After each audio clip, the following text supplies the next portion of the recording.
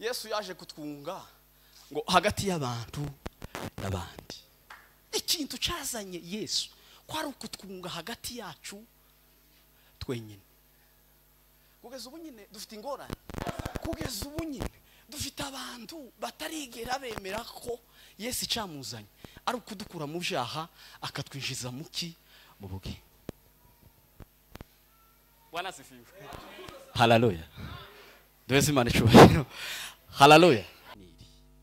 Ngo yuko yatekereje ko ndi uwo kwizerwa angabira umurimo we. Eme. Ijambo tuganira ni rivuga kuba umwizerwa kugeza ubw'Imana ikugabira umurimo wayo. Tugiye kuganira igice cyanditse mu itangiriro ibice 3 murongo w'9. Bibiliya iravuze ngo Uwiteka Imana ibaza umugabo, ihamagara uwo mugabo nako iramubaza ngo ese uri. Bwana sifiwe. Hagati aho ndashimira ubuyobozi bw'akarere bwadutekereje uyu munsi bikaba ngombwa ko tubana. Izina ry'Imana rihabwa icubahiro. Kindi ndabashimiye kuba baradutekereje. Imana ibaheze umugisha. Ndashimira abantu bose bitabye, abonzi mu mazina nabo ndashobora kuba nzi mwese bahaye ikaze. Ndashimira abapastori bakomeje gushigikira igitaramo c'abayumbe. Imana yo mu ijuru ibaheze umugisha. Ndashimira abayobozi bandi bakoze ibindi myaka yose kugeza uyu munsi bakiba mu kiyumbe. Imana ibaheze umugisha.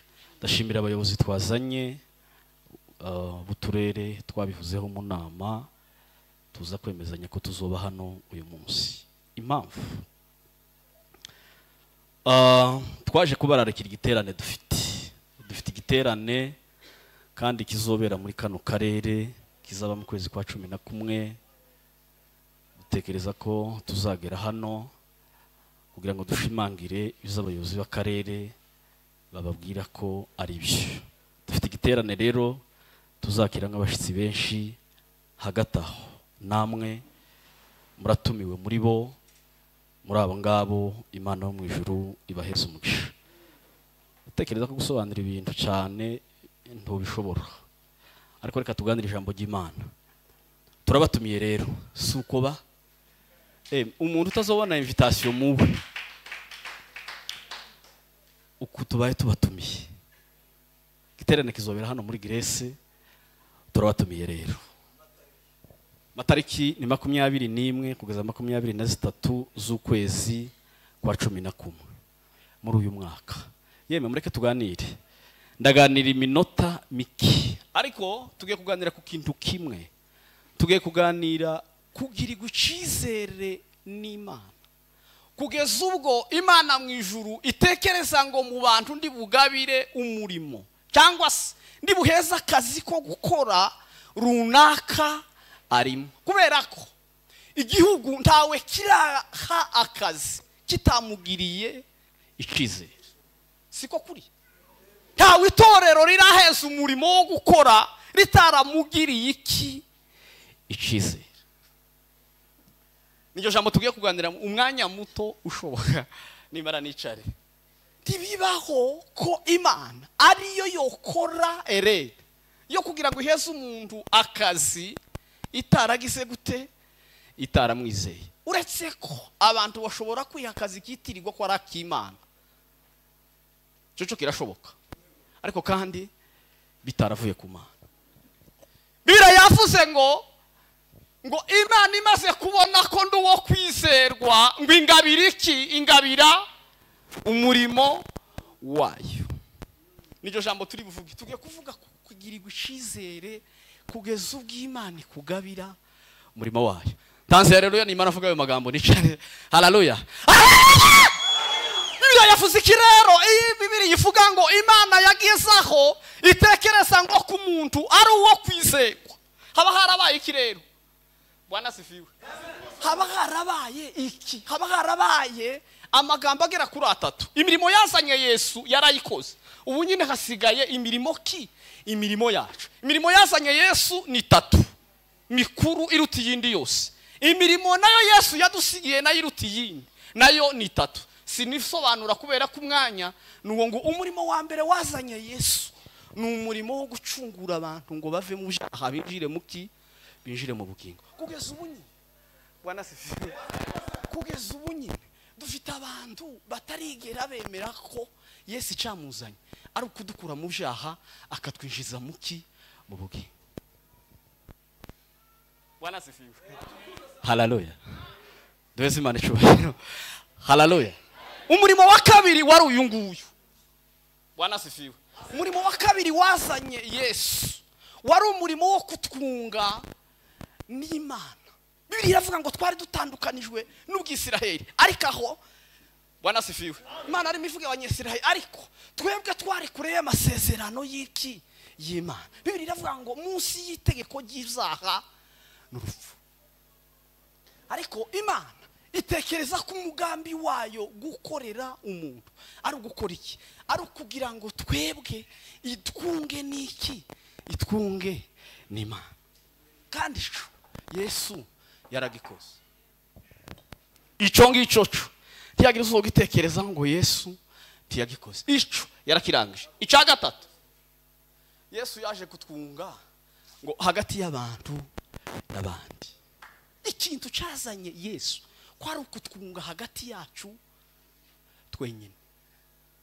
Kugeza ubu nyine dufite ingorane.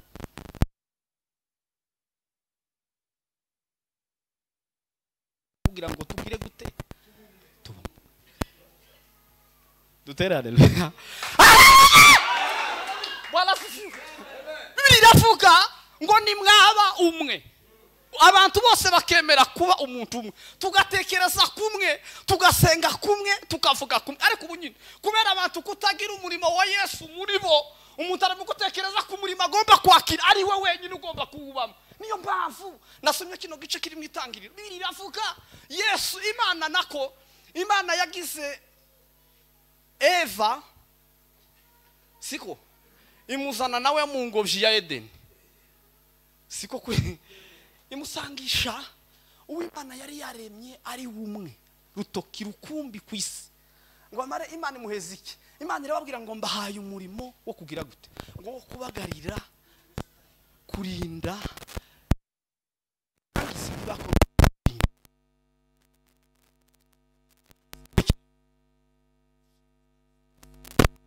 naratangaye. Hari abantu Imana iri mu gusuka basanga mu mirimo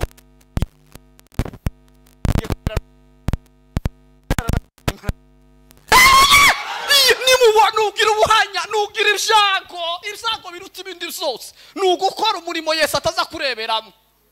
Nugukora iki? Nukuba president w'abayumba atari cy'Imana ishaka kuno mwaka mbacu. Nukuba pasiteri Imana itayishaka ko mba pasiteri. Nukuba umuvuga butumwa Imana atari ubuvuga butumwa ikeneye kundeberamo. Nukuba umukorari Imana itayindebera mu bukorari, izi ndebera muki? Izi kurebera mu kindi ki? Kugeza ubu nyine nizo ngorane itorero rifite. N'abantu bari mu gukora imirimo itari ya. Dutangare. Kubera abantu kudakora imirimo, kubera ko abantu bivanze mu mirimo itari ya. Nico gituma Bibiliya ivuga ngo yaramubashije ngo ese uri hehe? Ahita ntiyayisubiza. Yamaye amubwira amakuru ngo ni wa mugore wanzaniye. Si cy'Imana yari yamubashije. Akayibwira ngo namvishe iki? Nuvishe imirindi yawe ngira gute? Ndahuri kurihisha n'Imana yakubashije ngo urihe? Kirabaza patron ngo ese koko naratangaye. Hari abantu bari mu mirimo atari Imana yayibashakamo kugeza n'ubunyine. Bwana sifiwe. Iyo umwana atari mu rugo siko, iyo umwana atari mu rugo ngo bamubwire imirimo akora, niyo yayikoze ntayishimirwa kubera ko icyo yakoze iki. Kandi kuriya nta mwana usugenda adafite icyo hayakora, azagenda nawe akagira ivyo akora ariko ntabishimirwa kubera ko yabikoze abavyeyi atari byo bamubwiye gukora. Yarangiza ntashimwe. Uti gute? dufite abantu batari mu gukorera mu rugo rwa data kandi ubwo rigwa Imana yagombye kugira gute kubareberamo. Imirimo 3 Imana yaduhaye gukora ni iyi ngiyi. Murimo wa mbere biri yavuga Bwana sifiwe. Murimo wa mbere Imana yadusigiye nuwo kwizera umwami Yesu. Umurimo wa mbere Imana yadusigiye umwe rukumbi wa mbere nuwo kwizera umwami Yesu. Naratanga bibiri iravuga ngo kwizera kwa Yuda ngo kwagaza kugenda nk'ifarashi ngo yintwari ngo isimbagurika ngo ihagira gute ngo yahisha muki mu rugamba. Dufite kwizera Bwana sifiwe. Dutera haleluya. Kwizera iki kwizera umwana w'intama w'Imana kubera ko umurimo dufite munini nuwo kwizera umwami. Tiburuzi mpamvu nabonye kwizera umwami. Nukutizera iki umwana w'intama w'Imana. Bibiri iravuga ngo abamwemeye bose ngo barangiza ngo bakizera iki ngo bakizera izina ry'Imana ngo yabahaye iki yabahaye ubushobozi ngo kugira gute ngo kwitwa iki ngo kwitwa abana b'Imana. Dufite impamvu z'uko abantu batakibarirwa mu rugo rw'Imana. Abana bose batabarirwa mu rugo bose basabitwa iki basabitwa ibirara bose hatabuze n'umwe basabitwa iyo umwana atakiba mu rugo abarikirana. Dufite abantu batakiba mu rugo kwa Yesu. Niyo mpamvu umuntu arimo kuzuka mu gitondo Bwana sifiwe. Niyo mpamvu umuntu arimo kuzuka mu gitondo mwatekereza ibintu akora mukavuga ngo Yesu yarakijijwe ntiyakijijwe. Niyo mpamvu dufite amatiku adafite kidashingiye ku habe. Niyo mpamvu kubabarirana bakavuga ngo turababariranye ariko ngo kitwiba wo kwibaza gutegera utakuba mu rugo. Mureka mbabwire ikintu kwico baza bita kubabarira. Muzi bita kubabarira ntabwo ari ukubwira umuntu ngo ndakubabariye. Ni ugufata ikibi yagukoreye ukagishira inyuma yawe wamara ugatekereza ko ibyiza byose ibindi byose hayako ari byiza. Nico baza bita kubabarira. Ariko iyo umuntu atibagiwe icundi yakoze ntaba yarababariye. Nukubesha nuko habe niyo nubona wababariye umuntu ariko warangiza ndi wibagirwe. Bibiri Bwana sifiwe. Haleluya. Bibiri iravuga ngo kwiburasirazuba hitaruye uburengerazuba ngo ni kw'Imana ngo yafashe inzaka zacu ibitakure cyane yarimo ibitakure cyane kugira ngo Imana ibyibagiwe ntigume kushibuka kubera ko ibyo twarakoze natwe tuzari binesheje. Umuntu wese usubabarira yarangiza agakomeza akibuka si umwana w'Imana n'umwana nawe nyine wa kwakundi. Ijambo rya kabiri umurimo Yesu yadusigiye kuvuga wanyuma Imana soza. Umurimo wa kabiri Yesu yadusigiye ni umurimo ngo kubahisha iki wo kubahisha data. Bwana sifiwe. Ni umurimo wo kugira gute ni umurimo wo kubahisha data. Bibiri yavuga ngo abantu nibagira gute ngo nibabona imirimo yanyu myiza ngo bahereko bahimbaze Imana. Imirimo ikomeye Yesu yadusigiye ni umurimo wo kubahisha iki izina ry'Imana. Nubona imirimo uzukora itaza yubahisha izina ry'Imana uzomenya kutavutse mu rugo. Nukuvuga ngo niba umuntu atanze amaturo akazana amaturo agomba kubikora kugira gusa ngo hari kugira gusa ngo izina ry'Imana rihabwe icubahiro. Nico gusa umuntu agomba gukora cyo nyine. Umurimo wa gatatu soza ko nyine ndanashoje. Umurimo Yesu yadusigiye nuwo kunga abantu n'abandi ibo tuhujiriyeho na Yesu. Umurimo Imana yadusigiye nuwo kunga abantu n'abandi. Ariko Bwana sifiwe. Timubona kunyisha muri John siyo mirimo abantu basigaranye. Kunyisha muri Pastor Kiniti biroroshe kuruta kumunteramwe. Ubu nyine majorite y'abantu dufite n'abantu bahaye biciki bahaye bica abantu mu bandi. Ariko abantu babwira abandi ngo abantu nibavuke mu bandi abo ngabo ni imbarwa. Dufite abagore bake, dufite abasaza bake, dufite abasore bakeya bari kubwira abantu ngo tugendereye gukora tugendereye kugira ngo abantu bavuke mu bandi. Abo ngabo tabo dutera rero ziri aho ku mutima mbwiye tuye gutera rero.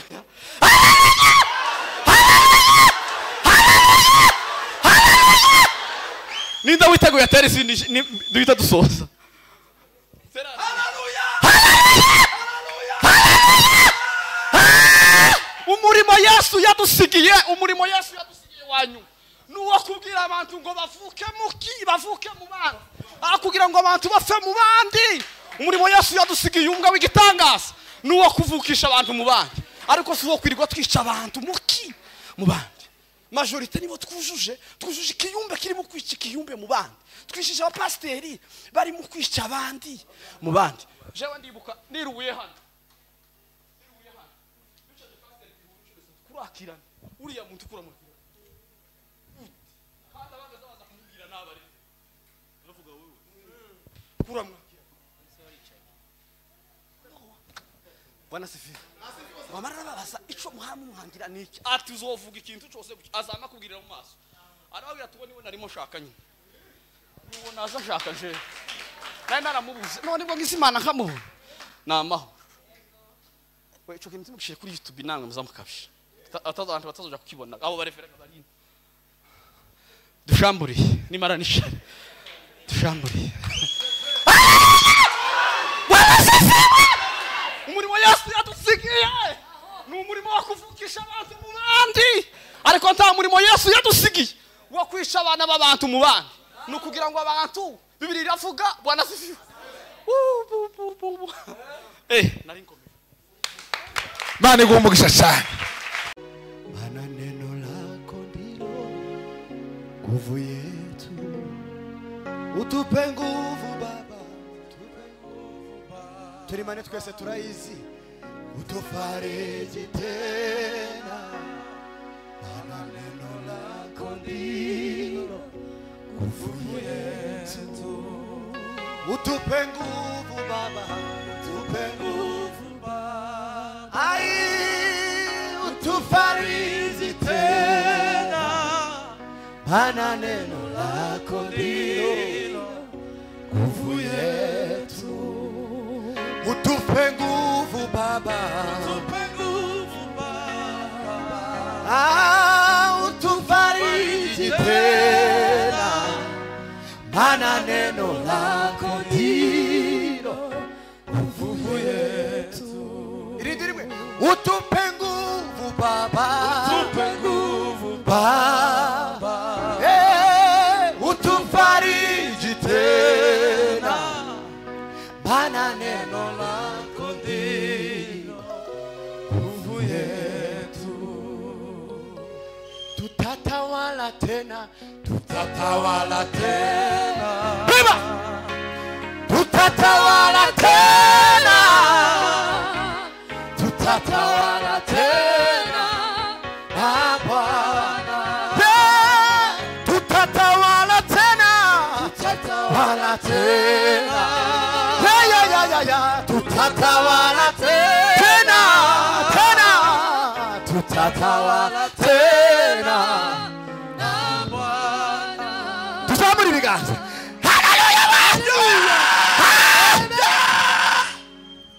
Bila uwepo wako Yesu, hatuna nguvu. Ndani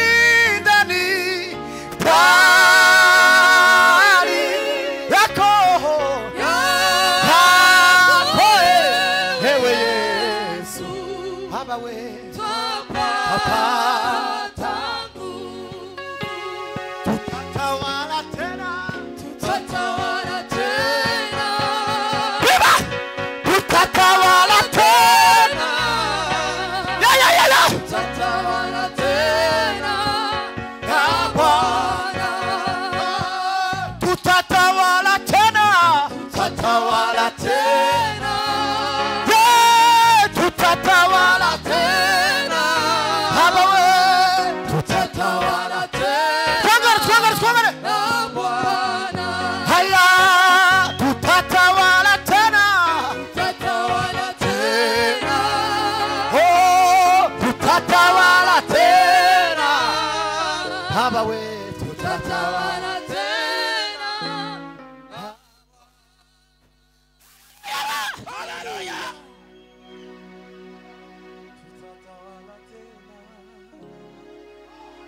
Tutatawala tena, tutatawala tena na Bwana. Bila Yesu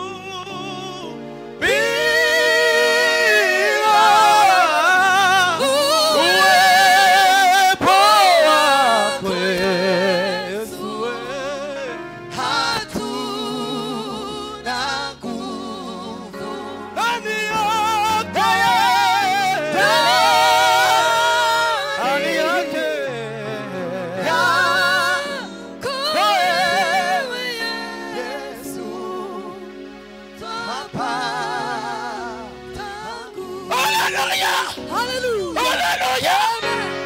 Amen.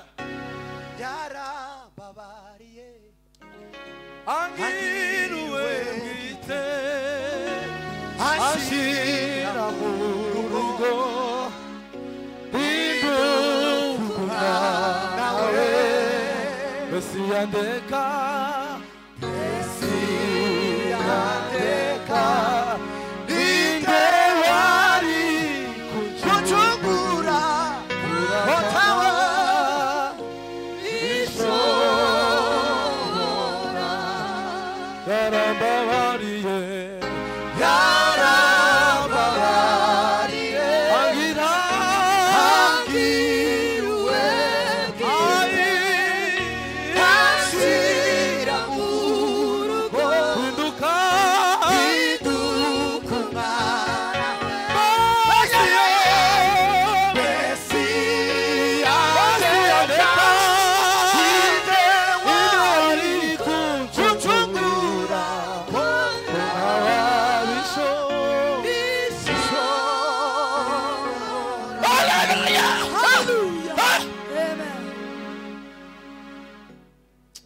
Sifiwe hari indirimbo tugiye kuri bivuga ngo imigisha Imana iguha ibyo yakoze biradutakaza imigisha Imana iduha ibyo yakoze biradutakaza mo beat imigisha Imana iduha ibyo yakoze biradutakaza imigisha Imana iduha ibyo yakoze biradutakaza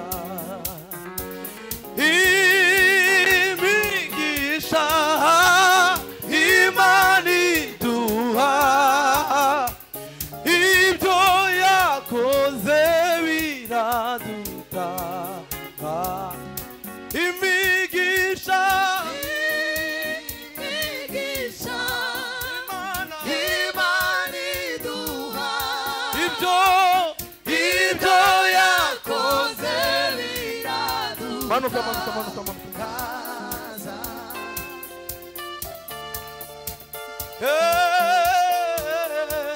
Imana iduha ibyo yakoze biradutakaza ongera manuka indirimbo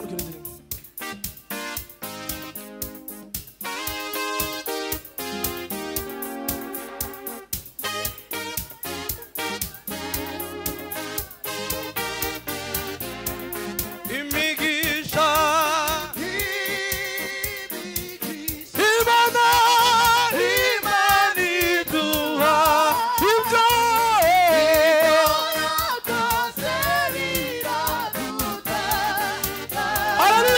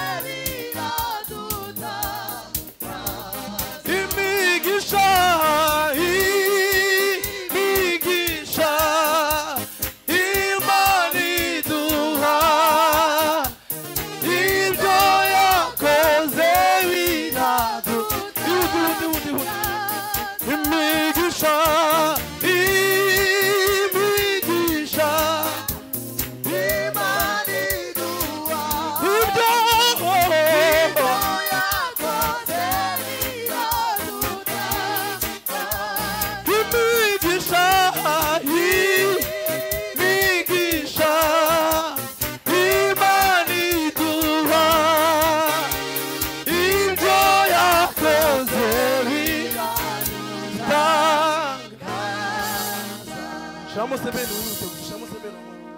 Sebeni wihute. Tubabarire kabisa iminota umwe gusa. Sebeni.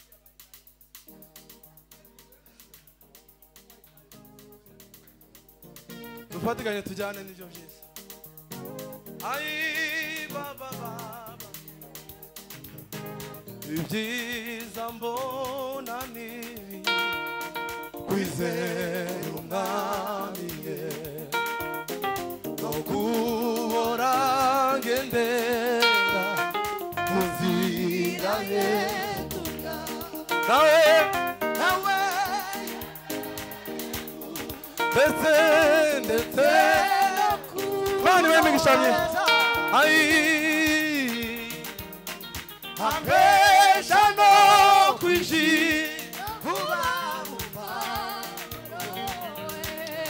Nawe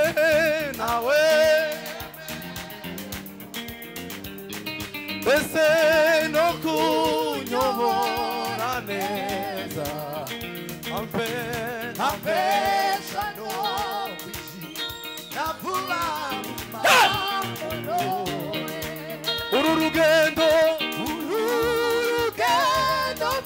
Nurwo kuja Umukiza Nanjye niyo nkwiye Kandi umusinza Ndamuhimbaza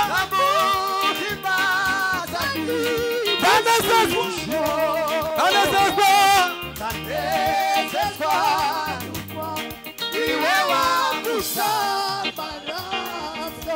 Kandi umusi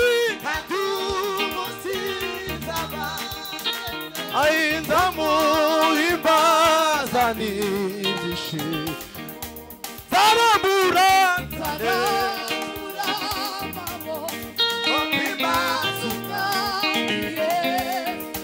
Kandi umusi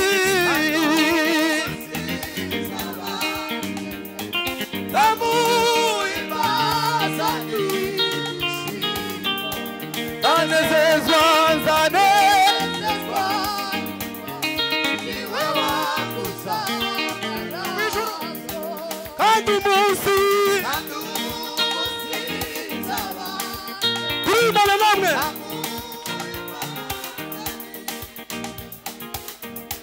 Tanezezwa Ariwo wanguza amaraso Ndashima Haleluya Ai zarabura